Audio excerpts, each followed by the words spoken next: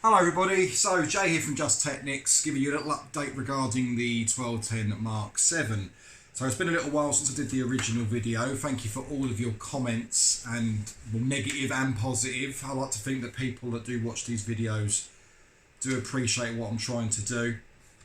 It seems a few people who have commented, I mean they have had their posts removed and have actually been blocked from my page full stop, for purely not being knowledgeable enough to understand the differences between the Mark 7 and the original Mark 2s, M3Ds, Mark 5, etc, etc, etc.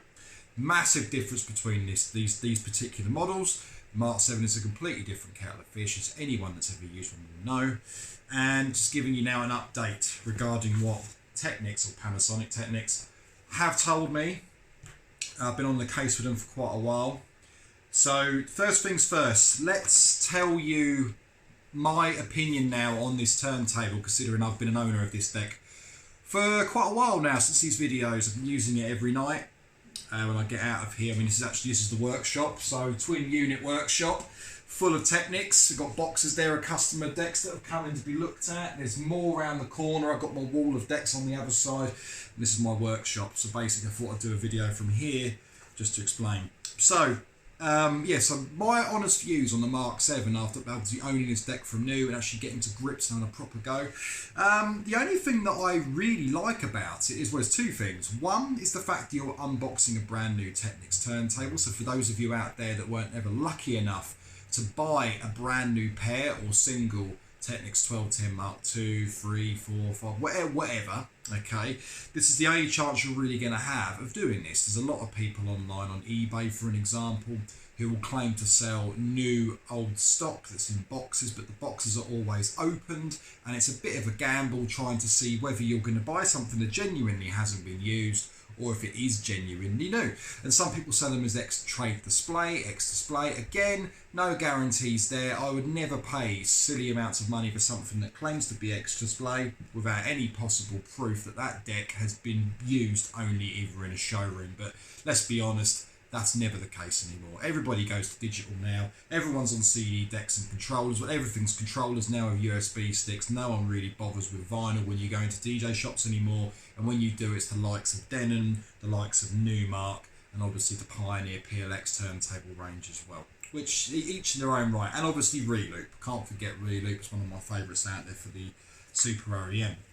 So yeah, one thing was the unboxing of a deck from new. So for those of you out that haven't done that, this is your only chance really of doing this with Technics. The other thing, I'll be completely honest, the pitch control. The deck itself is slightly, it's a bit of a difficult one because people have been commenting saying they feel right at home with it, it's deadly accurate. Some people have been saying it's very sloppy, it doesn't track as well. It's a completely different deck. I mean, I personally like using the Mark 7. I think it's a very nice deck to mix with. I feel that the pitch control does tend to go out a little bit more than what the original analog sliders with the analog control used to be on the older models. So it really is each to their own. It is a bit of a learning curve getting used to. The way that you manipulate the vinyl, so if you're used to pinching the spindle and touching the platter, you will feel right at home, but you've got to be a little bit more, what's the word, not delicate, precise with it. You need to be more on the ball with it. Your only real way of getting to grips with that is by having a go and trying it for yourself. If you can find someone that has them in a showroom and has one set up, then by all means give it a go. It's the best advice I will give you. But yeah, I like it. I think it's a nice turntable to use for DJ use. The majority of these big manufacturers now, they don't really show anybody using these decks mixing real vinyl, and it's more aimed towards scratch DJs now with turntablism than it is more to people that just purely mix one record to another or DVS from one to the other.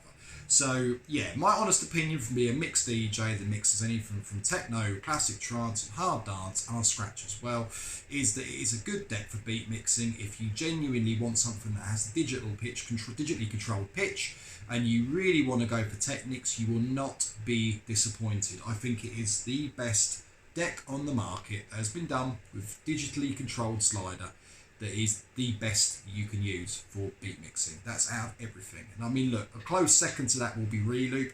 Reloop's RP7000 Mark II is a superb deck. and for the money they're well worth it. And for the price of one Mark 7 you can buy a pair of the Reloop RP7000 Mark IIs. Pretty much. Put a couple, 100, 150 quid difference on top of it. It's worth it if you want to buy two decks and don't want to buy one. But if you really want to concentrate on your mixing and you want to stick loyal to the Technics brand, you can't really go wrong with the Mark 7 in terms of being able to mix. If you've ever used a digitally controlled slider in a deck before, you will know they're slightly harder to get to grips with. These people that turn around, I get it all the time, people that comment, people that message me, even on my Facebook page, people speak to me on the phone, who will say that the M5G is a fantastic deck to mix on. Guys, it really isn't. It's, look, just because you're used to using it, okay, same as anything, okay, but it's not. It proof's in the pudding. Look at the technical specs if you get 5 minutes. Speak to Technics about it. They'll happily tell you the differences on there, but it is not. It is renowned for being the nice. I mean, I think it's the nicest looking deck on the market ever. The M5G, beautiful looking turntable, beats the crap out of the gold ones. It just looks lovely. But to use from a DJ's point of view, purely for mixing, it's very, very hit and miss on beat matching, and very twitchy on the pitch. The new Mark 7 does not have that problem. Okay. Now, problems with the Mark 7. Have I noticed any more problems? Because people are still asking me, are there any more issues that you've cropped up on? So as you'll all be aware by now, I put a fix online, which I've managed to find, and obviously I've been told by Technics about this, and I managed to get hold of the copy of the service manual, which you'll all be aware of as well.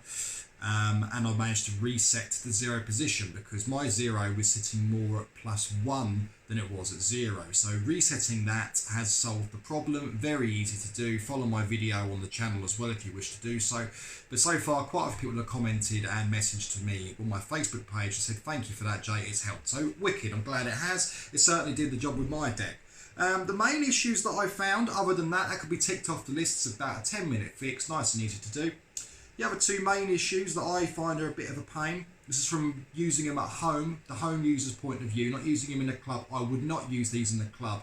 I think that the bases of the deck, they need to be redesigned. There's too much plastic, guys. Everyone that does tests on these decks will tell you exactly the same, but the reality is I don't think that these decks will hold out in a live situation unless you've got a substantial amount of dampening in there underneath these decks to stop them from vibrating. They may have Technics Mark II style feet, and they are practically the same when you look at them, but it's still not good enough, guys. So something has to be done there. And paving slabs aren't going to cut the mustard. You need something that's going to cut the dampening. It's something I'm looking at the moment, and if I get enough interest from people, I will look into it more, and I will get something made in prototype. We'll get this done. But yeah, the dampening on a live point of view, I wouldn't rely on the Mark 7 for that. I think it's horrific. The sound quality between the Mark 7 and the older decks, I'll be completely honest as well. It's good quality. It sounds very nice. The arm tracks very well. Yeah, the arm assembly does look and feel much cheaper in comparison to the older models. And in reality, it is. I mean, apart from the actual housing that slots onto the arm tube, that's the same as the Mark II. And the arm lift lever itself, that's the same with a different end cap. And of course the tone arm clip, which is ridiculous. I mean, they've literally discontinued the older versions of the arm clip, as everybody knows, if you deal with what I do with Technics. And they've changed a couple of numbers and slammed even more money on the price. So you'll see that anybody now that offers tone arm clips, usually the prices will jump up. You could be paying up to £30 for an arm clip if you could still get them cheap. Result. But this is what things happen. So if you're unlucky enough to buy a Mark 7 and break your arm clip, you know you've got to fork out the money. Unless you can get an older one from an older deck, and you can get them cheap enough, then awesome. But they're not going to be hanging around for much longer, I can tell you, because I replace tone arm clips weekly for these turntables. Not the Mark 7, the older models of them. Because Mark 7 haven't really had many in, to be completely honest. So yeah, so that's the first thing. The pitch control, the dead spots between +7 and 8 and -7 and 8. Now, this was the main reason for this video, so this is the update regarding this. I have here paperwork that I've printed out, emails from Technics support directly. They've been on the case to the factory. It's either in Malaysia or Japan. It's very confusing because they're stating now they've been testing the deck in Japan when everyone's under the illusion that these turntables are actually made in Malaysia and not in Japan. So I don't understand what's going on there. Maybe they have small quantities of them in Japan and they go between the two. Either way, I've got everything here, everything from my original messages stating that I've got customers that have got problems, and also Technics have been mentioning me to my customers and to customers in general. They've been saying, I've just seen Jay at Just Technics video, you've got the same problems that I've had. What can be done to rectify them? What's going to happen? We've got people asking for refunds. We've got people asking for replacement units, but that's a waste of time when you think of it logically, because it's going to have the same bloody problem. We'll get into that in a second. And yeah, so I'm going to tell you now what Technics, what their official response to me was. Basically, the last message that I got from them just before Christmas, was that they were going to be testing the units out. They asked for my serial number as well, which I gave them my own personal unit serial number. And they've forwarded it over to the technical team at the factory, and they said they'll be testing the units out, and the Mark 7 is going to be under vigorous testing. So regardless of what that means, we don't know until we get a response back. But this is their official response regarding the dead spot in the pitch control between +7 and 8 and -7 and 8. Okay, guys, so dear Mr. Woodrow, thank you for your email. Let me start by wishing you a happy new year. In response, I would like to inform you that we have received a response from the technical team, but I did not want to share it as I wanted a more explanatory response because, as you will see below, it does not help solve the matter. So the gent I've been speaking to at Panasonic Technics have been extremely helpful with this matter. Okay, guys, might be a few customers that have dealt with the same person. He's been very helpful from start to finish. I've been bugging left, right, and centre every week, and we're finally getting somewhere. But he also doesn't agree that this is a very good reason why, and also doesn't give a fix. Okay, so this is what the factory had to say about this. Okay. For this particular product, SL-1210MK7, we have been dedicated to strengthening the pitch accuracy of the range up to approximately 6 mark, which is more widely used by DJs rather than seeking the precision of the 7 and 8 marks. Therefore, you would reach +8 just after the 7 mark is reached at both ends of the slider. If the customer requires accurately to capture the pitch for range +7 to +8 and -7 to -8, we would recommend setting the pitch on the fader to 3.5 to 4 mark while using the pitch select button ×2. So in other words, pushing the button to double up your pitch range. He's contacted the technical department again regarding the response, and now the matter is being investigated by the factory once again. As soon as we have a final response, I will let you know in an email. Sorry for the delay, but I believe the reason behind the long wait is a thorough inspection investigation. Kind regards, Marshall Technics. So, let's just go through that one more time. So they are saying that you will get, let's have a look, say this one more time. Therefore, you would reach +8 just after the 7 mark. So, now I tested this out myself on my turntable at home, and this is spot on to what they've said. If you move your slider to +7, you will get +8. Okay, so let's have a look. +8. So +8 when you move it to +7, and -8 is when you move it to -7. Now, if you move it halfway between 7 and 6, you will actually get 7. Sounds ridiculous. So +8, you get nothing. Go to +7, you will get +8. Go in between 7 and 6, you will get +7. And you move it to 6, it's fine at 6. So they've got both ends of that in between one pitch range, between 6 and 7. Very dodgy. But they've done it to basically strengthen the pitch control and tighten it up.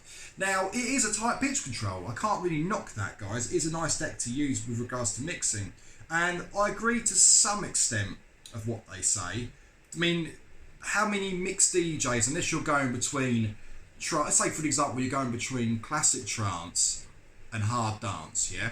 So you've got a bit of a jump in the BPM range, a bit faster, and you want to really tweak up your trance track to fit it in with the other deck. That you would, because I used to do this quite a lot, especially playing out live, speed the track up to move into another genre. You'd have one pitch all the way up, you'd have another one probably halfway down, just over 0, near the 1 point on the other deck. So then you could start your new set, new style, and you've got more range to play about with. Fair enough. I've done it myself. You guys probably have as well, being old school DJs. You'd understand this. So I can get that. And it is a tight pitch to use.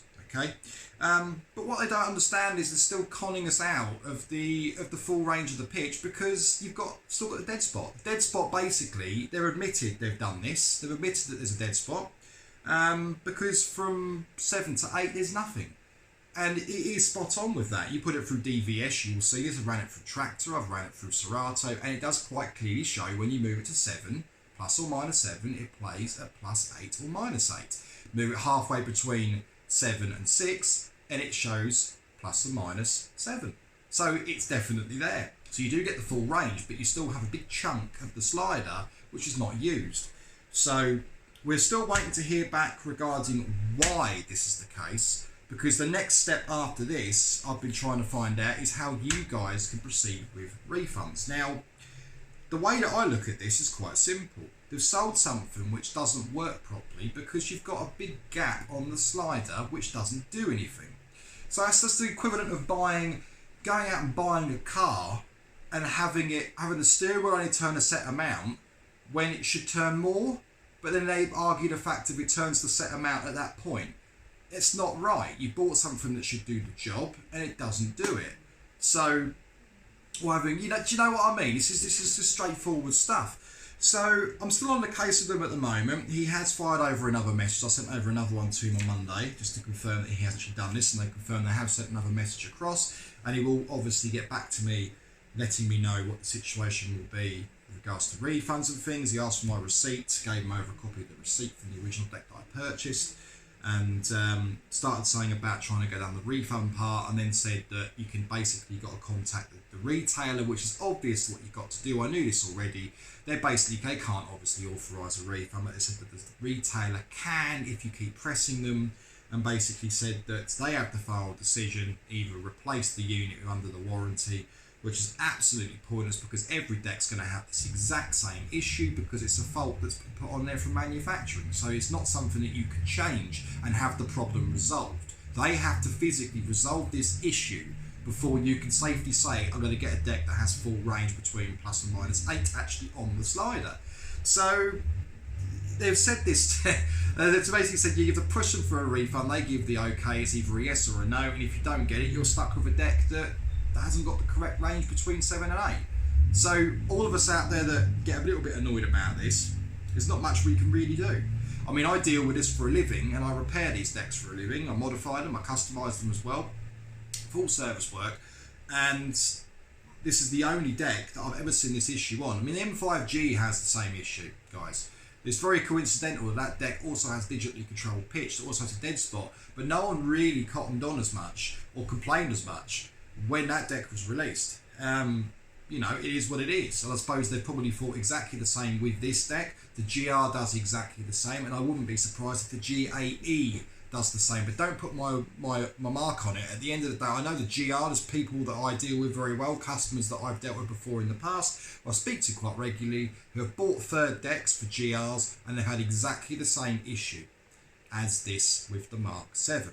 I am under the illusion now, and I've said this before, and I'm going to say it again after using this deck for since the length of time when I bought it new, that the Mark 7, as far as I'm concerned, from just an outlook point of view, looking in and looking at specs, is just a cheaper alternative. It's just basically it's a GR with cheaper components. That's my own opinion on this. I feel that it's just they've gone, right, okay, they've shot themselves in the foot when they released the GR and the GAE back in, what was it, 2016?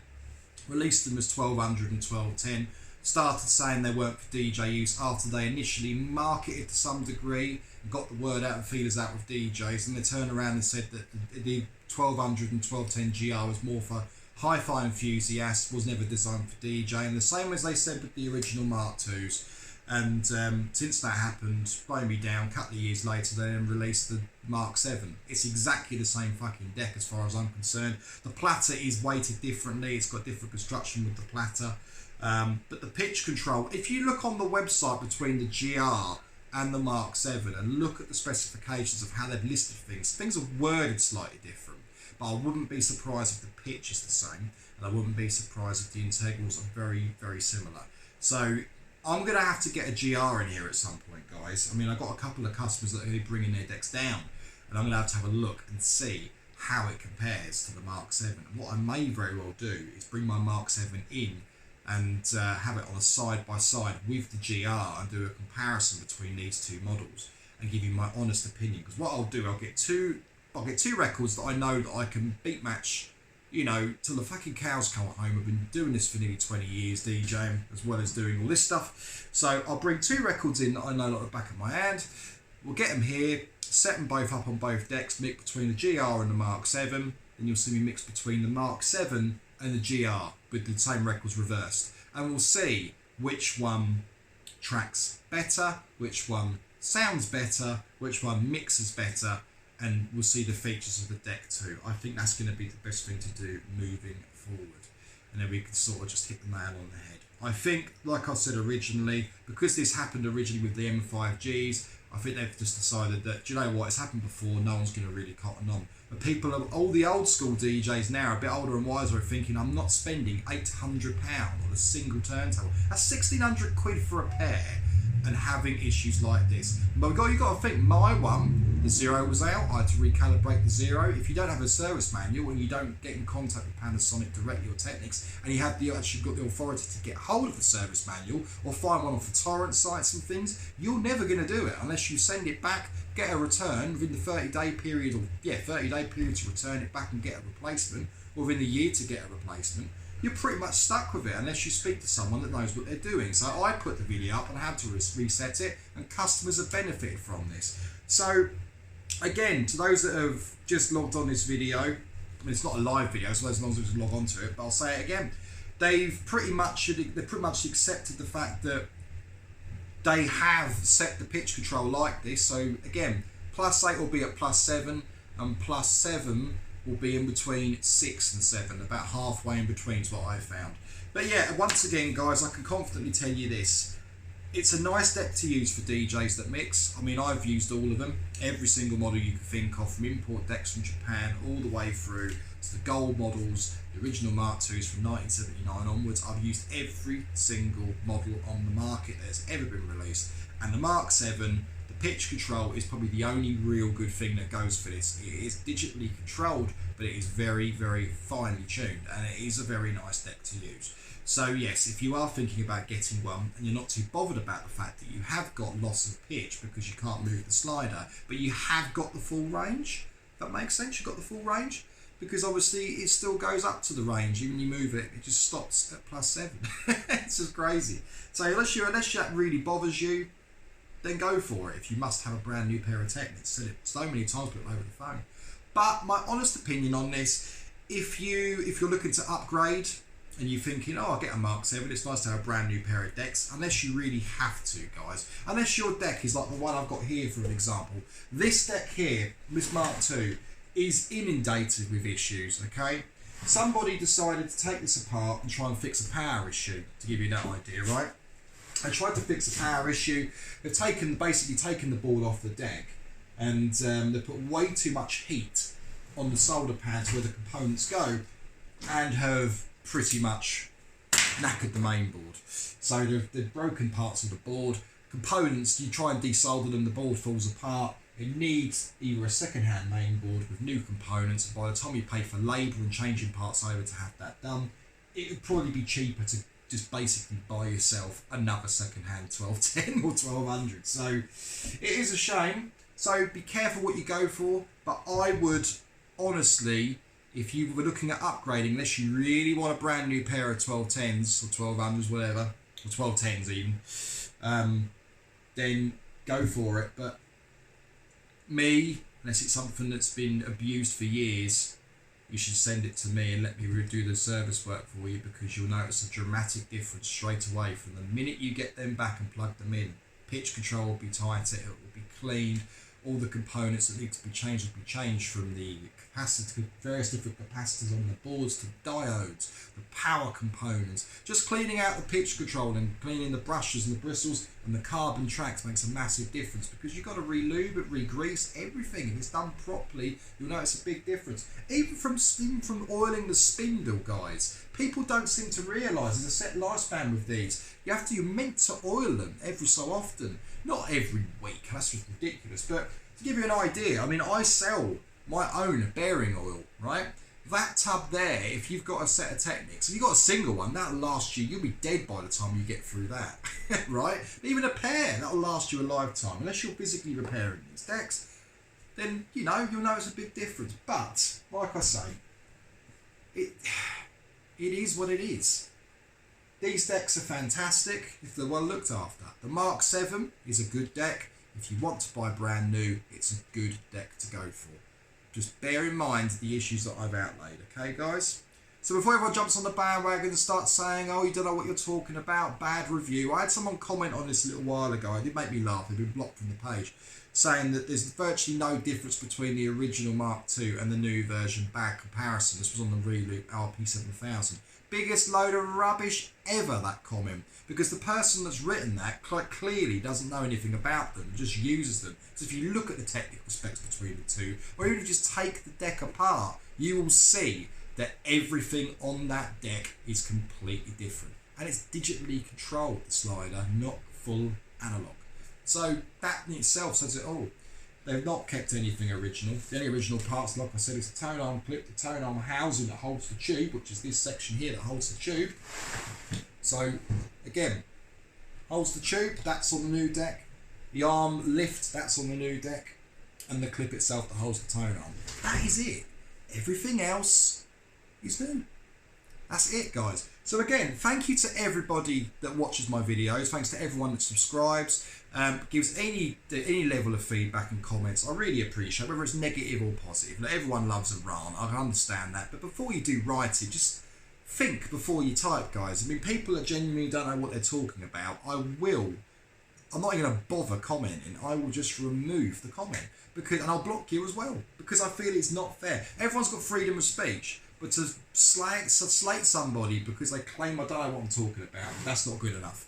I give you the information that I have to hand. I'm trying to get this stuff resolved for people, which I think is what other people aren't doing. There's nobody else that's doing this, guys. No one else is chasing this up. And you could say because no one else is bothered. They are bothered. That's why I'm doing it. I had a problem. I've still got the problem.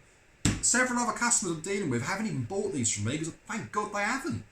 You know, I'm helping them out because it's a nice thing to do and it's appreciated. And there we go, guys. Well, look, thank you for watching again. I appreciate it's a bit of a long video, but I'd like to think that this has helped some people. So don't worry, the minute I hear a response back from Technics again, you'll all be the first people to know. Again, get us on my Facebook page, guys, as well. So Just Technics on Facebook. Find us there. The website is justtechnics.co.uk. Instagram is Just Technics, and obviously you've got my YouTube channel as well. Thank you ever so much for watching this, guys. Any questions, please comment below. And like I say, negative comments, people just being nasty or claiming to know what they're doing, but they don't, you will be removed, blocked, permanent from my page. But thank you very much to everyone that has been positive and actually leaving some pretty good comments on there. I really do appreciate it. And until next time, everybody, I'll speak to you all soon. Cheers, guys.